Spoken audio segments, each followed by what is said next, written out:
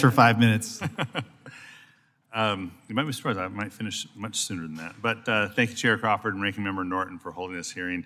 Today's hearing allows the committee to examine public transit operations and the unique challenges that transit agencies face emerging from the COVID-19 pandemic. Now, during the pandemic, we saw how communities across the country depend on their transit systems and how essential these services are. Transit agencies and their workers played an important role. The dedicated public service of transit workers ensured that doctors, nurses, and other essential workers were able to get to their work. That's why Congress delivered for transit agencies and their workers with nearly $70 billion in emergency funding. These dollars ensured that these essential mobility services kept operating.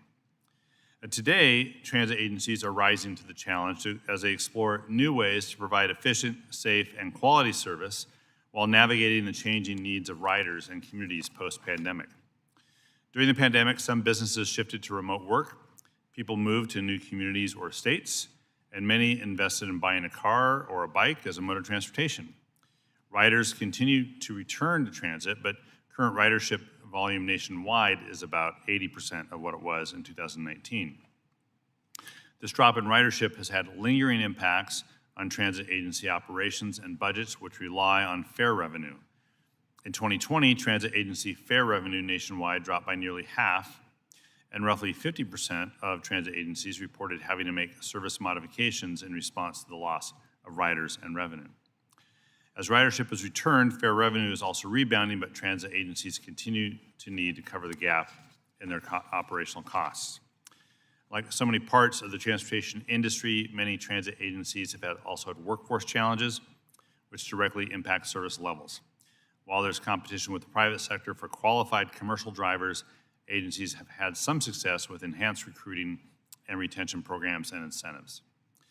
Now, in order to address these current challenges, agencies must start by reviewing the needs of their communities, how their legacy routes and operations can improve, and what new service will grow ridership.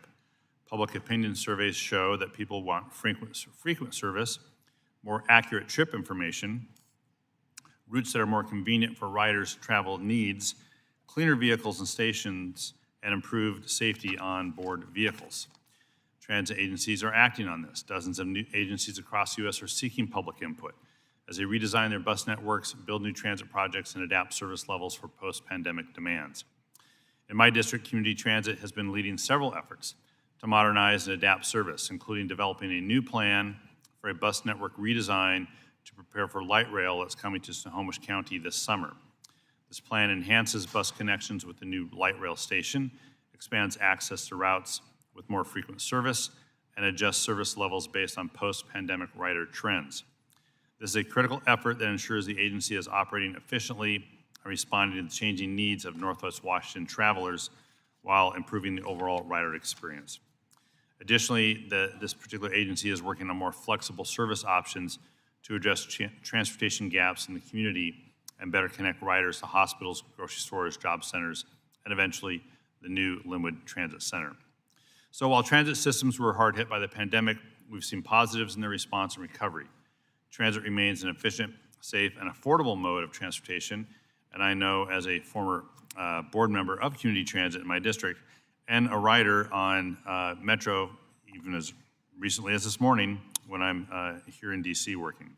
So thank you for each of the witnesses for being here today, and I look forward to the discussion. I'll yield back. Thank the gentleman. Now I want to welcome